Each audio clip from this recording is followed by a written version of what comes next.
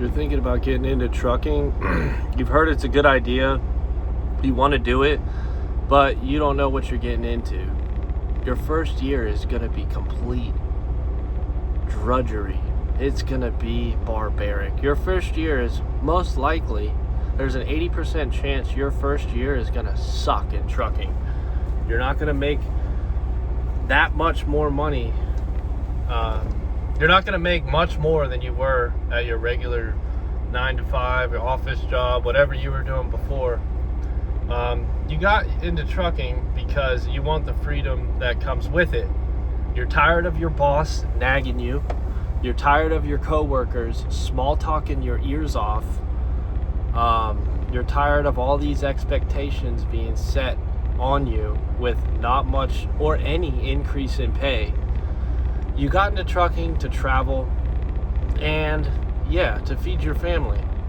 Well, I'm going to tell you what you can expect in your first year of getting your CDL and maybe give you a couple tips to help you so you know what to look for and so you can be prepared, most importantly.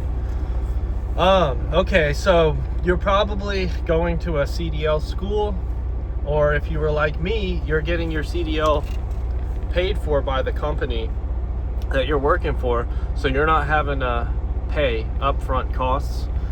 Either way, you're getting your CDL, okay? Now you're looking, and you're looking, and you're looking, and you're like, where are all these jobs that hire with zero experience? Where are these jobs that hire fresh out of school truck drivers?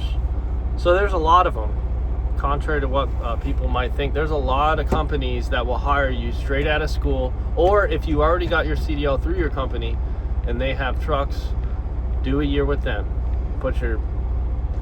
Bear yourself for what you're about to get into, but the first year sucks, okay? After that, it's pretty easy to do. You get a year experience under your belt, you can almost pretty much do whatever in trucking.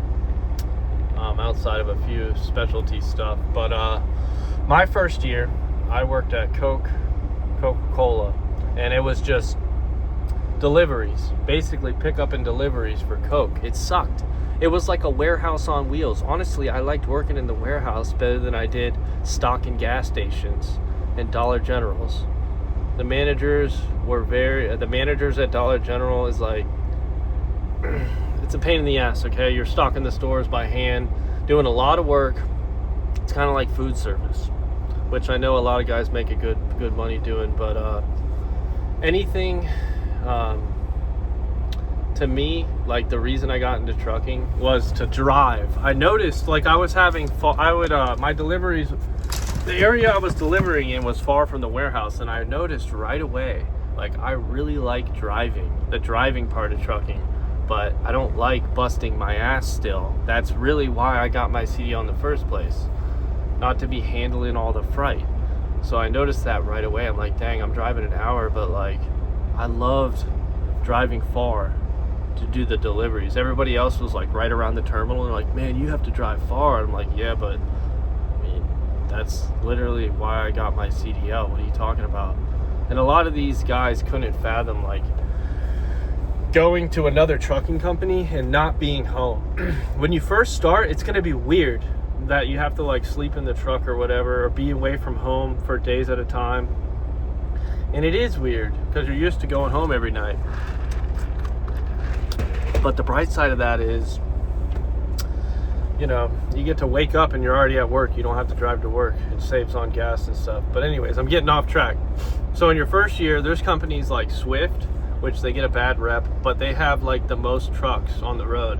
Swift, I'm pretty sure Schneider, there's a lot of companies. You guys can let me know in the comments below too if you know companies that will hire you straight out of school, for anyone watching this who needs help.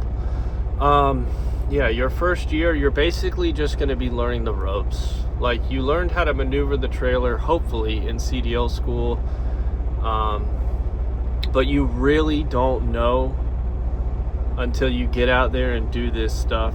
How to completely maneuver around tight spaces and getting into, when you're in situations in a truck, there's nobody to help you get out of that situation or get to where you're going or whatever. It's all on you.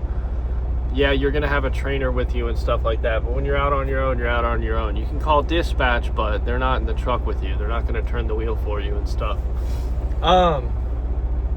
So my thing would be like, have a game plan, getting your CDL, okay? You want to get your year of experience, and you might have to go with, you know, not the best company ever. Get your year of experience and look at the companies in your area or outside of your area and have a game plan.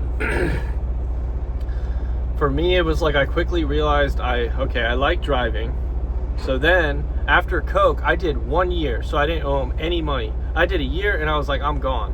I had been talking to a FedEx ground contractor, and that got me like into like line haul, pulling doubles. I would also advise people watching this, get your endorsements, all of them. Just get all of them. Hazmat is gonna be like tanker and doubles, you can pass easy. A lot of it is like common sense, but hazmat, you have to know, you have to understand the material. It's a hard test, but get all your endorsements, because that opens up so many more possibilities. So I went and I did line haul for like almost 3 years, and working nights is kind of rough. It's all right, but when you're doing it 6 nights a week, I was getting sick all the time. And after that, I went to a regional job doing dry van, and that also got me really good at maneuvering 53s. Now I am a tanker driver, a hazmat tanker driver, and I love this. I can't see myself going anywhere else, to be honest with you. Tank driving is awesome, but I'll make a separate video on that. But have a game plan. I always knew, like, I wanted to, I have 5 years experience almost. In a few months it'll be 5 years, but just have your mind set on something and shoot for it, because it's possible in trucking.